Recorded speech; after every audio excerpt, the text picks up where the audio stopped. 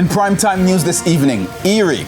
Cops detail activities leading up to fatal crash of Pathway Ministries head Kevin Smith. Voting begins for the local government election. And a possible record voter turnout for February 26, the finding of the RGR Gleaner Don Anderson poll.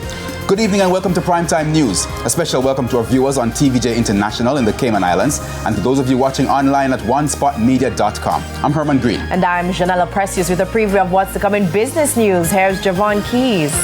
Well, Janelle, we've seen those major waves a few days ago, and it's caused damage to a number of establishments out west, including Margaritaville, and they're going to have to close for a few months to put in place some repairs. I'll have the details of what they're going to be doing a little later on.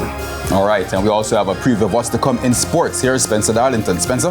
Thank you, Herman. Well, Craig Brathwaite, the captain, made an undefeated century for the Barbados Pride, and they kept the Scorpions in the field for the entire day at Sabina Park. We'll have the details later in Primetime Sports. There's also sports commentary, E-Prime, and weather in this newscast. But before the break, the feedback question. Our question this evening. Will you be voting in the local government election on Monday? Give reasons for your answer. You can share comments online, facebook.com/television Jamaica, and on X at TVJ News Center.